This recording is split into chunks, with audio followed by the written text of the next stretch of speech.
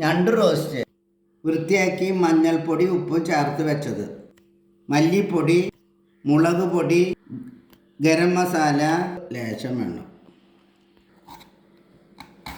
സവോള ഒരെണ്ണം നീളത്തിൽ അരിയ, 2 സവോള വേണം നീളത്തിൽ അരിയ,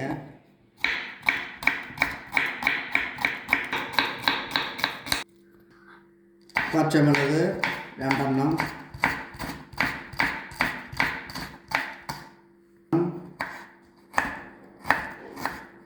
ചെറുതാക്കി അരിയുക,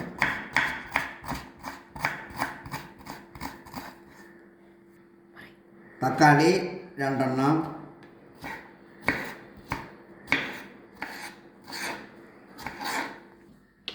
ഒരു പാൻ അടുപ്പത്ത് വെച്ച് ആകുമ്പോൾ ചേർക്കുക. ഇതിൽ വെളിച്ചെണ്ണ, കുറച്ച് വെളിച്ചെണ്ണ ഒഴിക്കുക. ഇതിൽ സവോള അരിഞ്ഞത് ഇടുക. ഇല്ല, ഒരുവിധം മുരിയുമ്പോൾ നമുക്ക് ബാക്കിയുള്ള മസാലകളൊക്കെ ചേർക്കാം.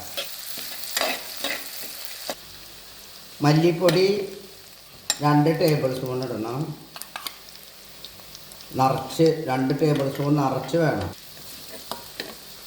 അതിൽ 2 ടേബിൾ സ്പൂൺ തന്നെ മുളക് പൊടി. ഒരുവിധം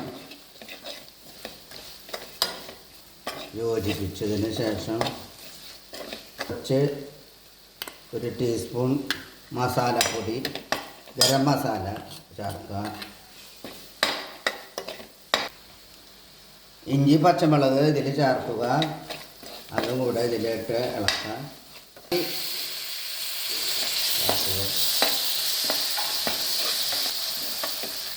വെള്ളം ഒരു 1/2 ഗ്ലാസ്സോളം വെള്ളം ചേർക്കണം. 1/2 ഗ്ലാസ്സിന് എത്ര വെള്ളം ചേർക്കാം?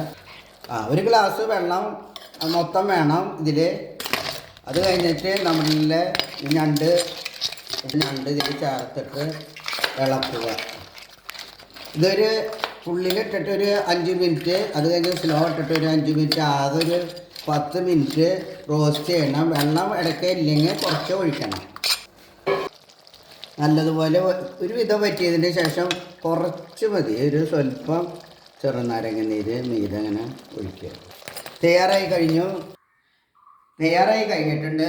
ഇത് ചപ്പാത്തി, അപ്പം എല്ലാത്തിൻ്റെയും കൂടെ കഴിക്കാം. Thank you.